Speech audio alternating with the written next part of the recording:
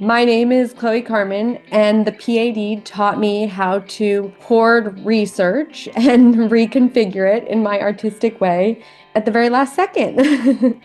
Hey, y'all, welcome to another episode of the PAD podcast. My name's Rob Morgan. I teach design at Washington University in St. Louis in the Performing Arts Department.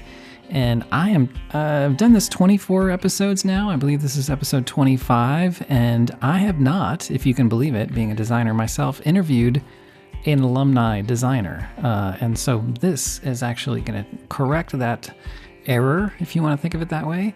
And I am just so excited to bring to you an episode where I interview Chloe Karmin. Chloe Karmin is a New York City-based costume designer. She's done film and TV work for a number of years now. She's worked quite a bit with a director named Julio Torres. We'll talk a little bit about that. She's done movies, You Hurt My Feelings, Problemista, Spaceman. She's worked on Succession, the TV series. She did a movie called Friendship. She's worked with Antonio Banderas, Steve Buscemi, Julia Louis-Dreyfus, Michaela Watkins. It's just insane. Paul Rudd. She's done a number of movies already in her still very young career. And we get into talking about that. We get into talking about her background and her study at WashU and how that's really become something that she leans on quite heavily when it comes to her research background and researching characters and building costumes and doing all kinds of wonderful things. So I'm just so excited to bring to you this episode where I interview costume designer Chloe Karmin. Enjoy. All right, my guest today on the PAD podcast is Chloe Karmin, and I was just telling Chloe before we got started, 20 episodes plus into this particular podcast itself, Chloe is the first, and I'm very proud of this, the first designer I've interviewed, a fellow designer. I'm super excited to talk to Chloe about her amazing career. So, Chloe, thanks for being on the podcast. Thank you. And I think it's really amazing because you were one of my design professors, all of the sort of practicum classes, and probably a lot of how I structure my research and then design was based off of art classes, which is great. That's nice to hear, really. I mean, the thing about teaching is that you launch students into this life and you hope that they don't regret it later in a sense, like I know that you were talented in school, but it's different being out there in the world, and you have just been such a success. And I'm just so excited to kind of dig into your career up to this point. But let's start, as we typically do on this podcast, at the beginning, at the Big Bang. No, I'm kidding. At the beginning, how did you find out about WashU? Where'd you grow up? How did WashU land on your radar? I grew up in LA and my family is from the Midwest, Chicago area. So when I went to apply to schools, I knew I had an interest in design. I knew I had an interest in liberal arts. I knew I had an interest in business. And, the sort of storied academia of New England was seductive for a bit. And then I really realized that I needed a research university that let me toggle between different disciplines as I wasn't quite sure. Having said all this, a lot of people ask me when I knew I wanted to be a costume designer. And the truth is it was since I was 13. Yes. So I was between two Midwestern institutions, and one of them, WashU, let you sort of switch between schools and disciplines with more flexibility. And that ended up being the reason that I chose WashU, because I wasn't quite sure how my studies should inform my sort of afterlife, as I call it. Yeah. And I knew that I didn't actually know that there was a costume design major at WashU. I have to admit, I'm embarrassed to That's fair. say.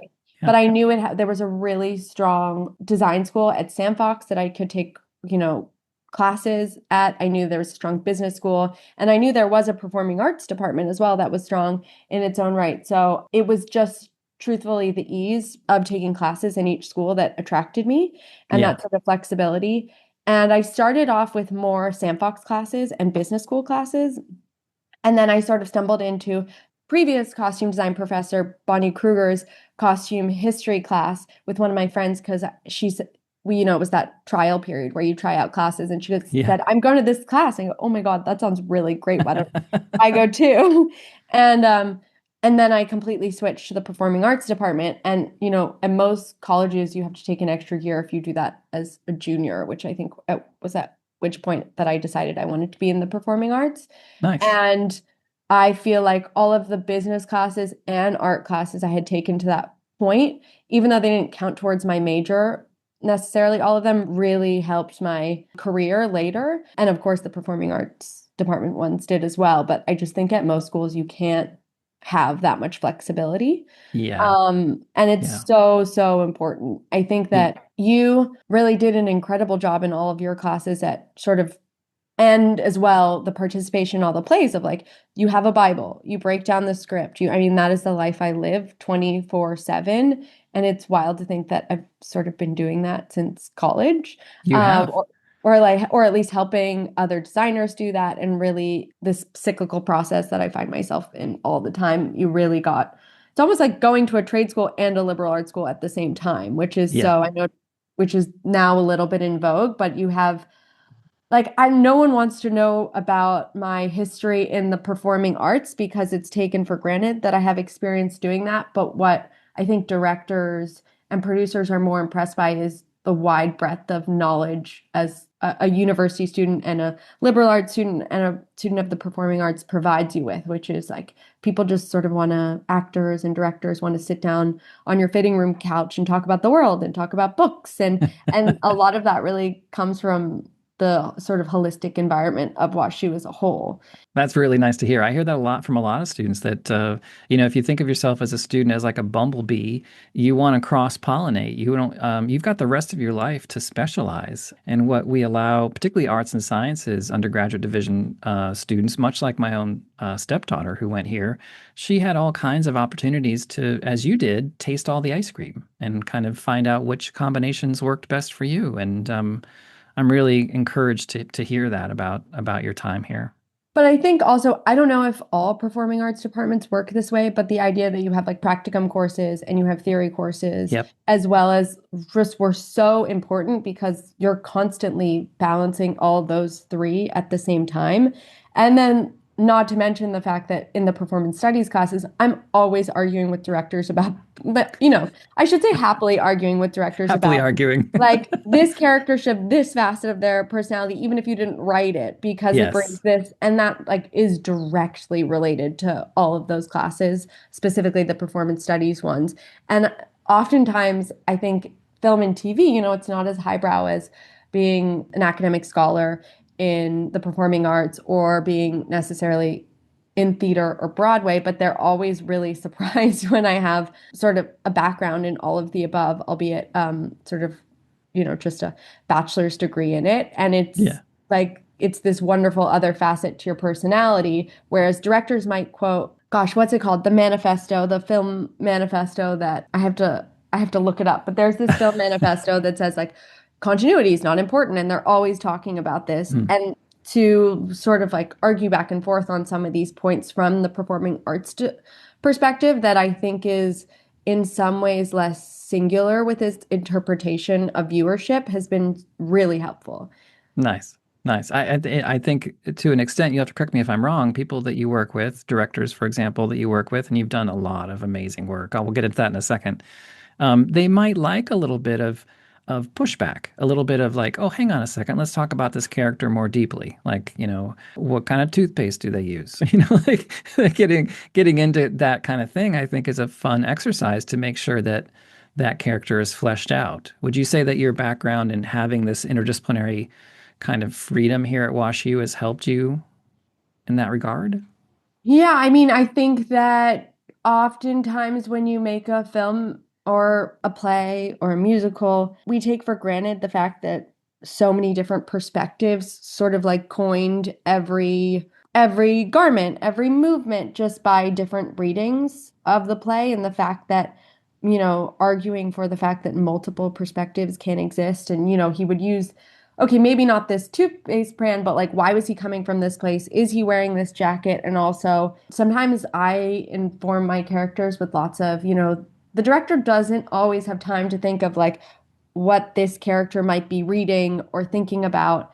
And of course, that's part of their job and they do it so well, but they really allow for their co-creators to fill in the blanks. So oftentimes, like the actors and I in the first fitting will go off on a tangent. And I always say to my directors, like we might go a little far. Feel free to bring us back a little bit into the real world. But I'm trying to think of a really good example of this. Okay, so I guess for the Julio Torres project, Yes. Yeah. where there was this idea that he would be dressed as a jester for this dream sequence and have a dunce cap.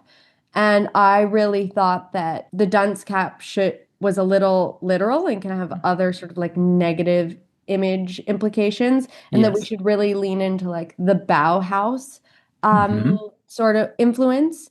And I think what is self-evident to me in Julio's work and aesthetic, but he hadn't ever thought of it in Hmm. that way. And then once we started connecting that aesthetic with his own, it gave way to a whole different dimension of not only aesthetics, but ideas in these dreams that you Yeah. can trace throughout. And I think that's the most fun when we're sort of building on top of each other's worlds. Yeah. And Um, I mean, essentially, that's the collaborative nature of whatever it is, film, theater, television, whatever you're doing is, as I tell students, and as you probably heard me say in class, it's the sum of our parts that really is the important thing. If we all bring our A game to a project, that's going to be a special project. If we all do our homework, as you obviously do, and you get to a place where you're like, yeah, we can all be collectively proud of this. We just this morning, for what it's worth, had a kind of a post-mortem, a debrief about the Little Shop of Horrors production we did this fall. And it was a really great conversation to sort of say, yeah, I think we did that thing well, and we can do that other thing better next time. And had we thought about, having someone specialize in wigs, that kind of thing. So, we get better, but we also love, I think many of us that do this, including yourself, love the collaborative nature of this art form. Yeah, I think I recently did a project. It's what you said just reminded me of Hmm. this in Massachusetts. Yeah. It was filmed on the South Shore. It was a movie about Anthony Bourdain that Yeah. just covers the first two chapters in Kitchen Confidential. And if you've read the book, you know that in those two chapters, there's a frequent mentor and someone who Anthony Bourdain wrote sort of with a cookbook with originally, and his name was Howard Mitchum. And he was a mentor, which, first of all, that's a really poignant idea for me because so much of performing arts and how the department is structured is around mentorship and menteeship. And that's how it works in the real world too. And Yeah. you're only as good as your mentors and how much you learn from them, and absorb from them. Yeah. So the really incredible thing about that is actually Antonio Banderas ended up playing this mentor figure, and he showed up on set, and we had custom made all of his chefware and designed it. I had found some vintage French and Spanish workwear because his character is supposed to be coming from Portugal, Hmm. and now all of this stuff is like polyester, and treated with anti-inflammatory agents, and it just doesn't live and work really well. And I didn't want Mm. them to be in a hot kitchen with that the whole time. And I wanted him to have special mending throughout that, we did and we stitched. And he got there and he was like, well, I need a place for my glasses. And actually, and this was probably, 2 days before. And he said, actually, I took a class at Central St. Martin's in my life and I made this jacket and I made a place for my glasses. And actors often do that where they bring their real life gestures and then they put on a piece of clothing that we've made for them and their bodies sort of change. Yes. Um, and so we had to make a little bit of revisions to the jacket that were pretty easy, but he really appreciated how much we had thought of. He started to tell us about a Portuguese patron saint, and we had already purchased one that we were going to sew into his Nice. um, costume. And it's just really great when, first of all, someone has firsthand experience of that and of that culture, but also when everyone's done their homework and it all comes together. And when you have time to sort of custom make and design things, it really makes a difference. And the actors Yeah. can really feel that. So I think Yeah. that's really special. And I think that's directly related to how things happened at WashU. I mean, when we did performing arts projects, you had to decide what were your one or two pieces that you were going to sink all your time and labor and physical hours to. And Yeah. I think I use that all the time because you can't custom make everything and you have to know. what's going to make the difference for both the actor and the audience. Yeah, I love that. I love that. I want to back up just a little bit because I find that a lot of students, and maybe yourself included, when the closer they get to that senior year and the closer they get to graduation, there's a lot of anxiety. There's a lot of nervousness, like what's next? This is sort of I'm going from this, let's face it, to that point in your life, a very structured world, right? You know where to be at what time and what class to take, but then you're kind of going from a lot of structure to zero structure. Can you talk about that post graduation journey for you? You've done a lot of work. You've paid your dues, I guess, is sometimes a term used in the industry, which means you've been a costume and wardrobe department supervisor. You've worked in these other departments. You've assisted costume designers. You've done a lot of the work that didn't, let's say, have your name on the marquee kind of position. How did that part of your life kind of manifest itself post graduation? I think it's super hard to leave WashU and then all of a sudden have no structure. I It's really, really hard. And I think what's wonderful is if you can connect with costume designers and stylists who are looking for assistants and interns, then your work is so needed. And as soon as I was able to do that, and now I think it's easier than ever with DMs. I get DMs all the time from people who say, I love your work. I can be in New York. I can work for you. And there really is sort of like an endless pool of intelligent and motivated people who want to first experience specifically film and TV, but then some people who decide it's not for them. And I Hmm. think it's a world that you have to want. And then once you realize it's available to you, there's so many production designers, DPs, costume designers, writers, and so on who constantly need research assistants and design assistants. It's really it's maybe one of the only crafts that people don't know is really centered around mentorship. Hmm. And I wish I had known leaving WashU, maybe I did know a little bit because of Bonnie Kruger, how much all of the designers and directors use research assistants and how I feel like I was really well poised to be that assistant for people because of the strong basis we got at WashU. Everything is based in research from like our writing classes to everything we do in the performing arts department. And that really felt like second nature. And I found that that was what really catapulted me, within the team of assistants was that designers really valued my basis in research and how I could aid them in that and how, having multiple perspectives. And even when you're researching, when you hit a wall and you realize that you have to switch tactics and create sort of a new storyline yourself, that is when brilliant visual research and historic research happens. Yeah, I was trying to quote a specific class about this, but never mind. Nice. So I'm just curious, like straight out of undergrad, what was your first gig? What kind of job do you recall what kind of job you landed? And did you obviously go back to New York, although you're from LA? Like what drove that particular decision for you? I went back to LA originally because Oh, okay. Yes. I needed to live at home and while I got my stripes and Hmm. I think the first things I worked in were styling for commercials and then I eventually like through the styling assistant network became sort of celebrity stylist full-time assistants and but as soon as I really heard back from those costume designers who I had been trying to get in contact with for a long while, I sort of jumped into film and TV because that was always my main goal. And it was really hard for me I just couldn't see myself working in the, sort of red carpet gown world 24/7 Yeah. because it's lacking a lot of story, although the best stylists imbue all of their Sure. decisions with stories. So I don't want to negate that. I think working as a freelance sort of like gig worker can be really hard. And I'm happy that I learned first in styling so that when I was able to sort of crack through the costume design network on my first job, which was, I think, the Looming Tower in New York. Hmm. Um, and then I moved to New York. People were impressed because I had that background in styling, although I didn't really have any history in film and TV.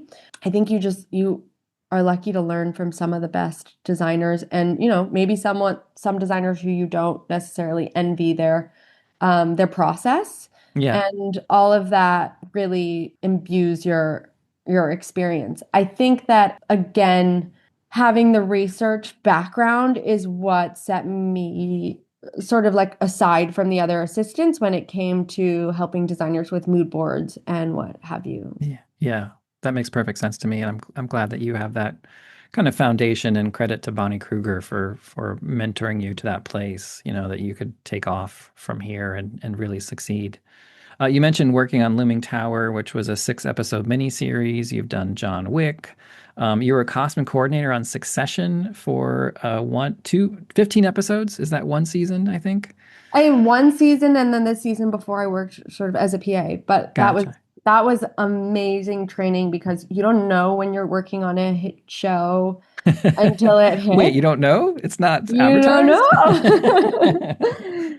And I was incredibly lucky to work on that show and then also to run the like logistics for for the costume department on such a big show that then went all over the world Yeah. was a huge opportunity. And when you're working as a costume coordinator, you might be the sort of like right brain business ops for the department. And I think I that sort of came second nature because Bonnie and Sally both really highlighted the importance of having a Bible and having a structure.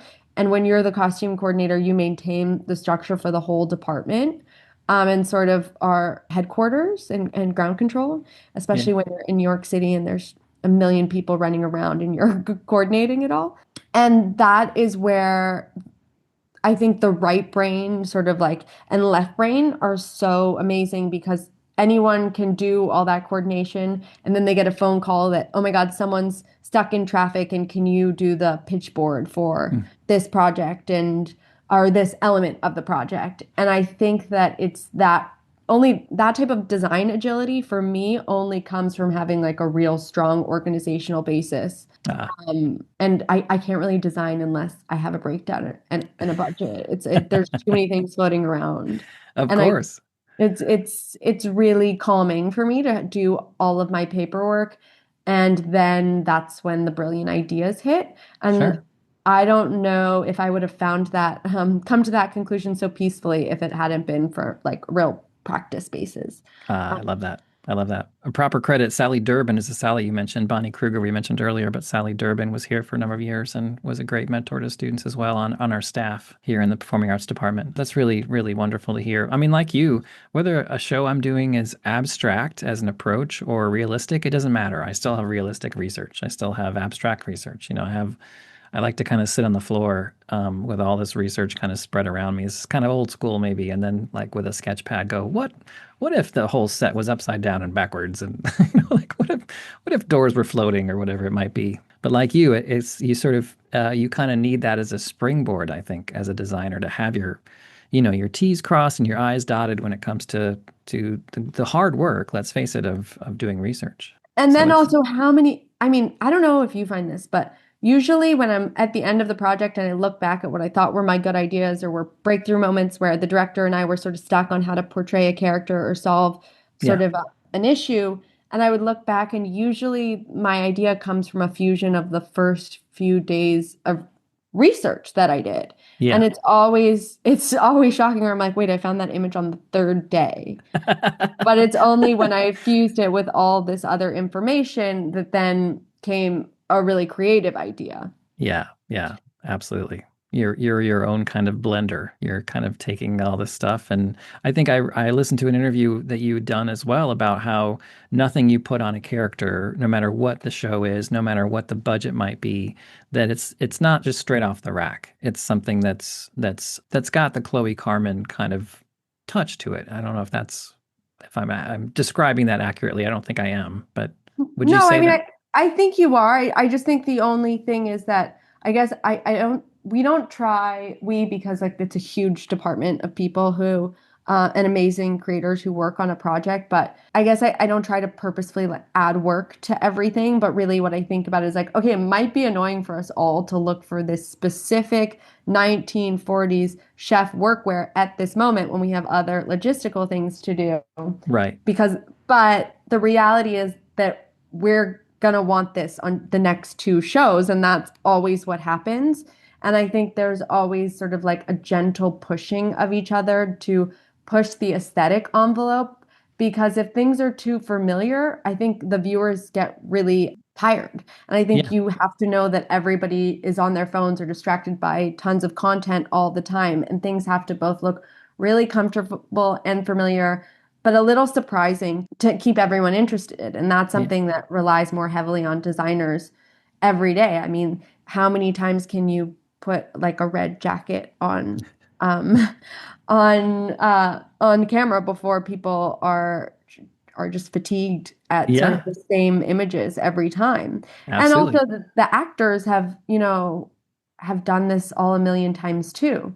So when Hmm. you get to do your third Western, you are building upon sort of like research files that you've had forever, or you're attuned to new sort of pockets, and that's a button I've never seen before, and that rarely happens nowadays. But It's true. you have to keep pushing it just so that the actors, the directors, everyone is in this constant engaged act together. Got it. Yeah. Yeah.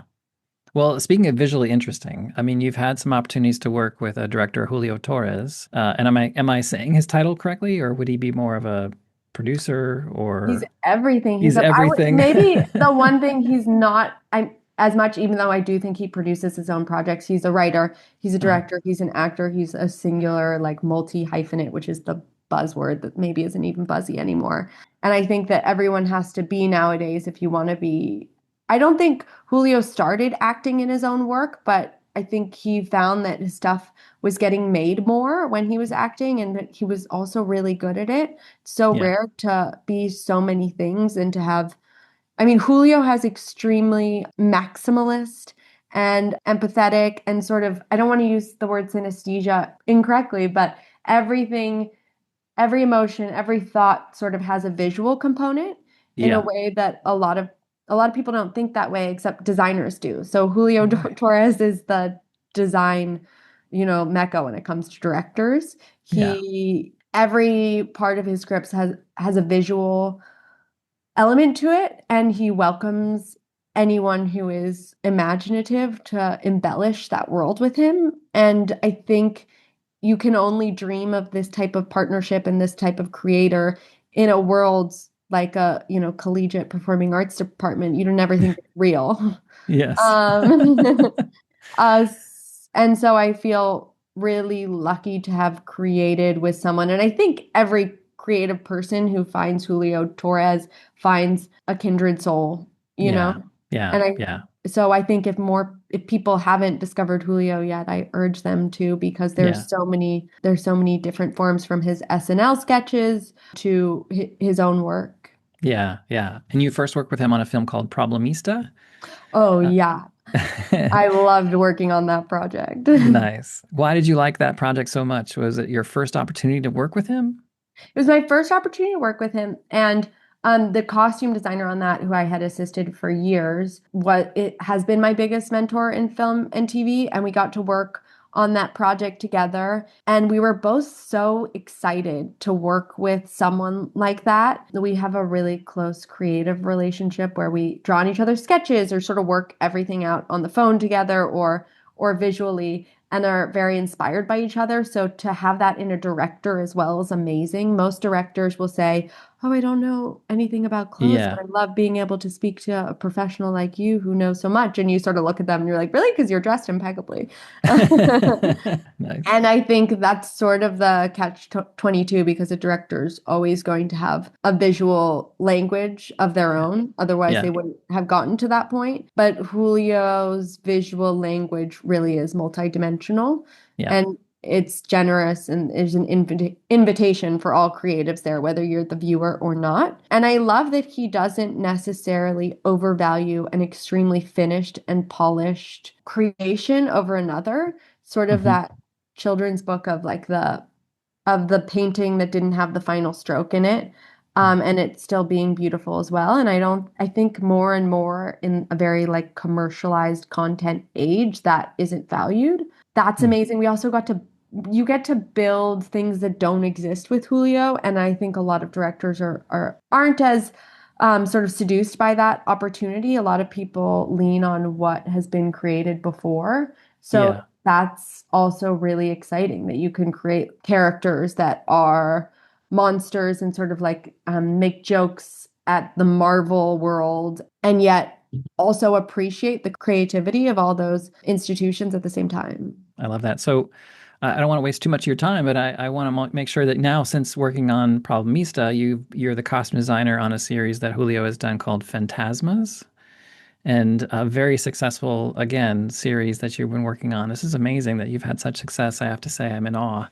You want to talk a little bit about that series, and then maybe I know you did a film called Friendship, maybe a similar kind of, maybe a completely different process. I don't know. Yeah, I don't know if you find this, but oftentimes it's really incredible to have a job like Phantasmus where you're building so many things with a tiny team and everything has been touched a million times over and created. And then you go to a project that is contemporary and you Hmm. just get to sort of purchase stuff and alter it and think intelligently about a character in a very real, very familiar place. Yeah. And it's amazing that we get to toggle between both the imaginative and the very grounded creative work. I mean, the parts of working with Julio that are so incredible is like, okay, create the Instagram algorithm as a creature, and you get to think about what are the practical elements of the algorithm that like, you sort of interact with that you think might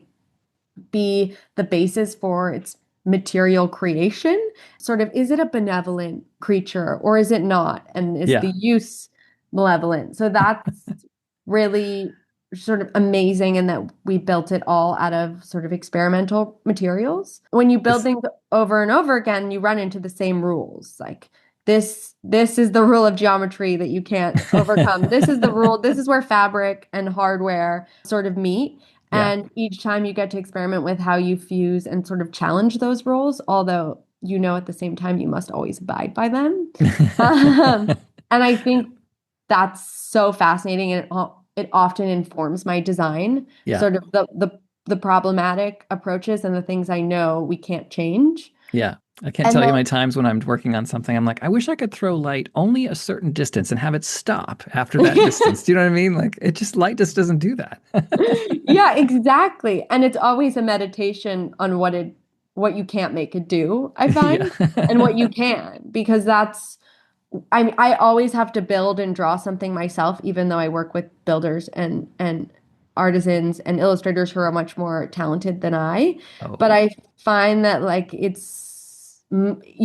leads to much better results and there's much more of a kindred connection in creation when you're actually drawing out and foreseeing issues before they occur. Like you can't yeah. just hand someone who's going to build an armor a design without really thinking about what the problems are going to be as they're going to make it. And Yeah. you also save some money when you do it that way because you're like, this is going to be the problem. I'm going to start solving that portion now. Can you work Yes. on finding the thermoplastics that are going to be right for this, right? I love it. I And love it. that's really fun.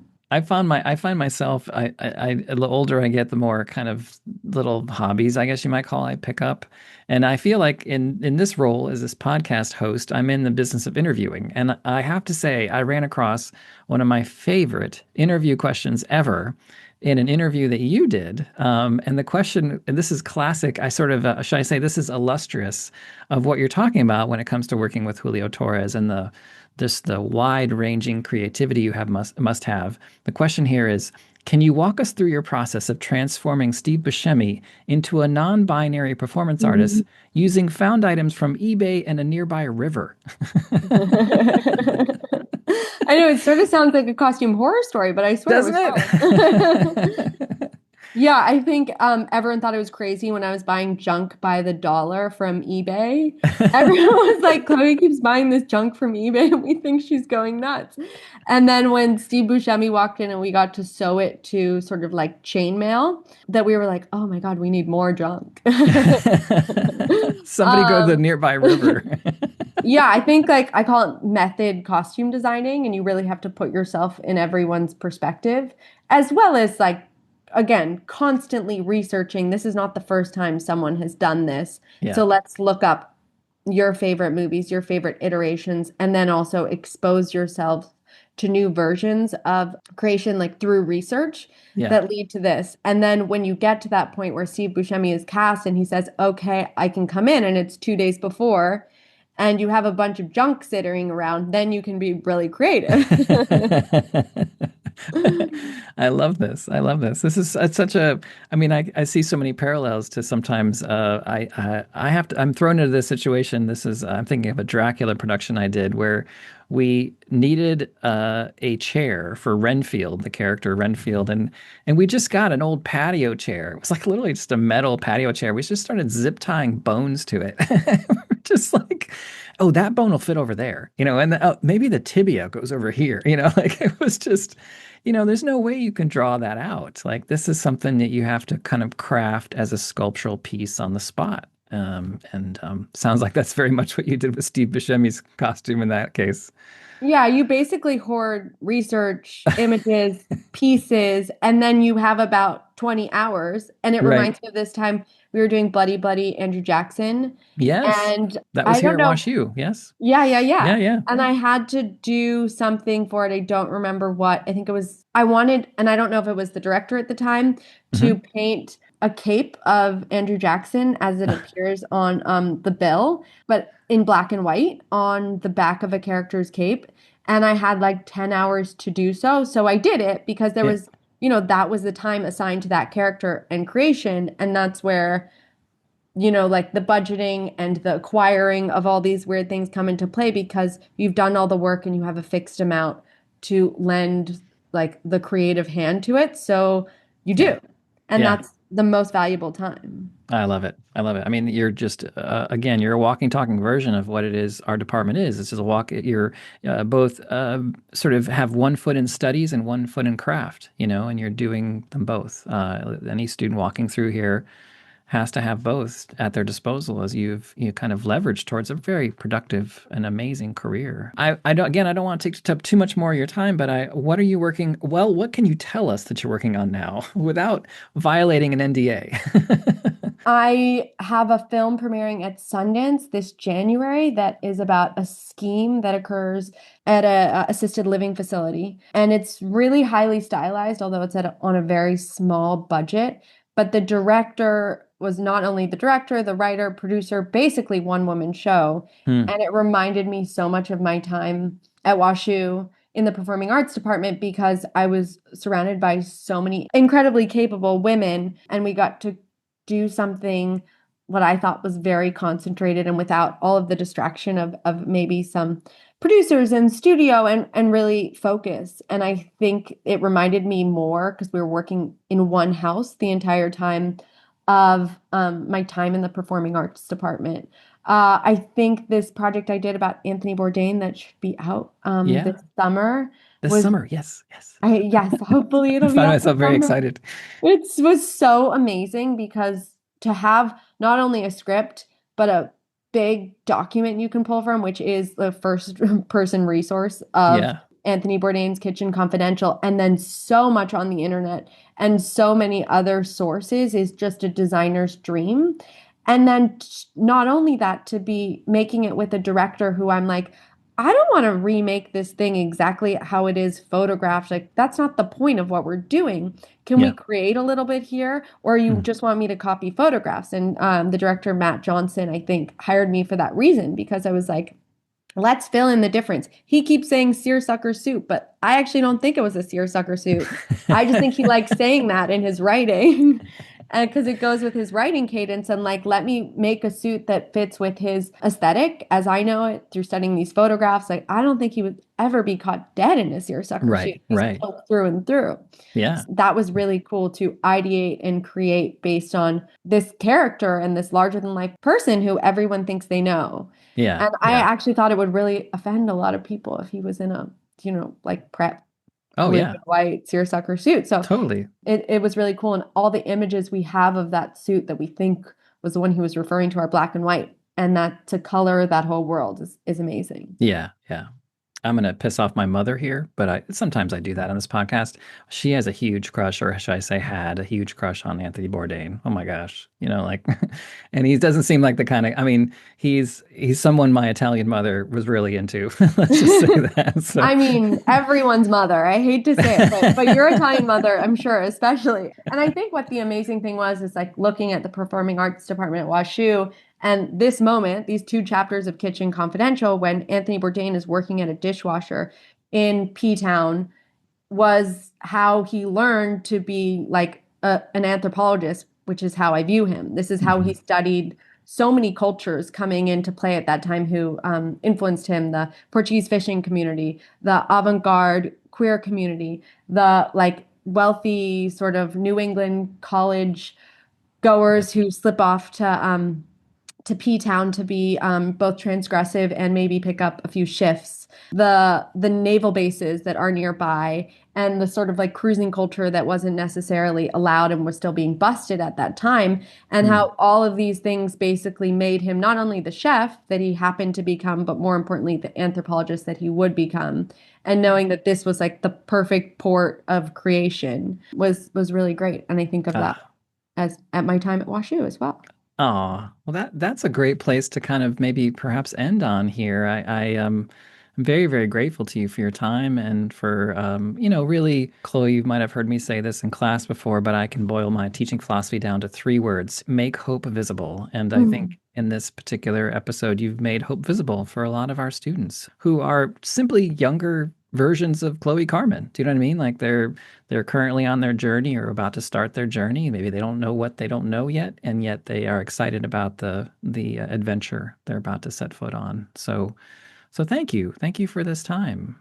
No, thank you so much. This has been amazing. And also to see you and sort of update you that everything you taught me was really useful. Oh, well, I have only a very, very minute, small part in your success, but I'm very excited to see you, and I'm very proud of you and the career that you've made. I know it pisses off our English, perhaps my English colleagues, English professors, because it's a double negative. But people like you are never not working. That's a double negative. But like I've talked to so many alums who are like, yeah, I've just been busy since I left, because I do my homework, I do a good job, I build on that particular gig to get the next gig, and I'm just so thrilled for you, so very happy for you, what you're doing.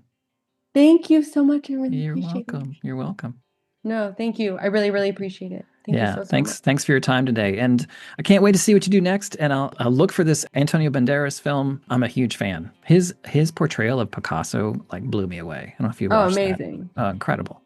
So anyway, very nice to see you. Thank you Oh, for your time. thank you. He's also very nice. I think you would really like him. Oh, awesome.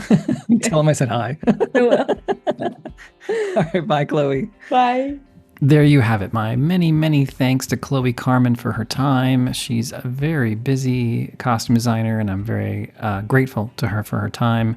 By the way, the biopic that she was talking about, this interview was done last December. It's currently April 1st today. That is going to be called Tony. It's an Anthony Bourdain biopic. A release date has not been announced yet, but watch for it. Watch for that biopic called Tony about Anthony Bourdain. Very excited for her and her continued success. So there you have it. Basically some WashU roots when it comes to very successful designers out there in the world doing some incredible work. I hope that's inspiring for you. If you would like to be a guest on the PAD podcast, as I tell my own students in my own Texas way, don't be shy. Don't be shy about reaching out. I'm happy to interview you.